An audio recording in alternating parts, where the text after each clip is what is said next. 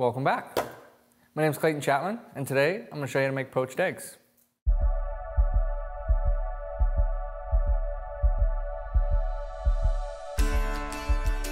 So in this series, I want to show you a number of different ways to cook eggs. Poached eggs is one of those that's incredibly easy to make at home, but can also be a little scary if you haven't done it before. What I have, 3 farm fresh eggs, kosher salt, butter, sea salt, little fresh cheese, brioche buns to eat them on once they're done. But the actual poaching of the egg part is incredibly easy. So I have a pot of water, it's on medium-high heat. It's just below that simmering stage, so you can start to see some of the bubbles that are coming up, but it hasn't quite reached that simmer, so it's at about 160 degrees. Healthy pinch of salt. And this is what I think most people forget, is a little bit of vinegar. If all you have at home is distilled vinegar, that works great. I'm using a champagne vinegar. It's not necessarily really going to flavor the egg, but we're just going to acidulate the water, and what that's going to do is it's just going to help with the protein coagulation. So when that egg hits the water, the acidity in combination with the heat is going to immediately set your whites. Pretty good sized pot of water on. You definitely don't need something this large, but the larger the pot, almost the better. It provides more surface area for the egg to float around in so that it's not going to get stuck on the bottom. I'm going to create just a little bit of motion in the water. Now you don't want it to be like a wave pool, but the motion is going to help the egg white wrap around itself, so you get this football almost looking like poached egg. So water's moving. I'm going to give it another little spin here. I'm going to go ahead and go in with my egg.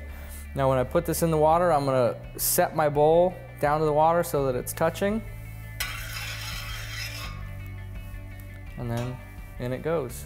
And I spun my egg as I put it in. I'm going to do the same thing with this one. This is also why I like using a larger pot than necessary, so that you can do multiple eggs at once. Just kind of keep that water moving a little bit. It's not so important for the water to move once the eggs are in and settled.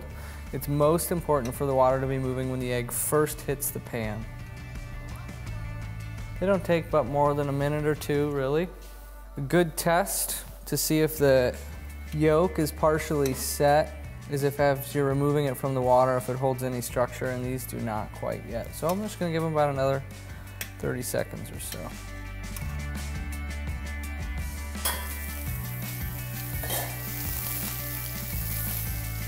Butter, salt. Ooh. Toasty, toasty. There we go. Our eggs are ready to come out.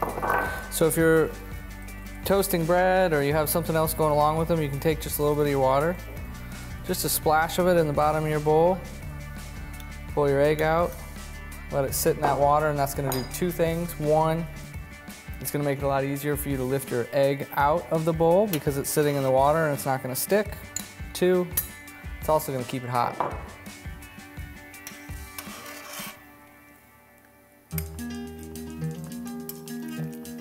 I love these little slotted spoons, or you can use a fish spatula, a few chives that we're going to mince.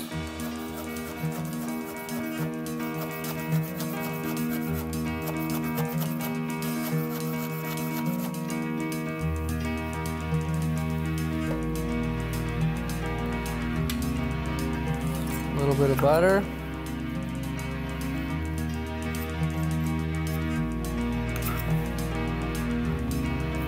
We'll go for our eggs. It should just slide right out for us. There we go. Boop.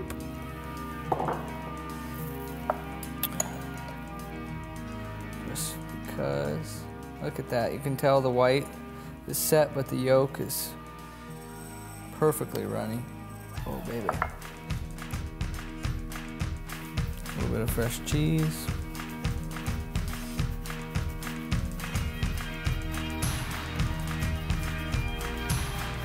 Sea salt. Chive.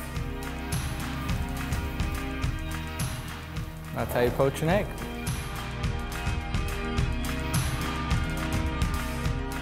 Thanks for joining me today. Tune in next time. We'll show you more eggniques.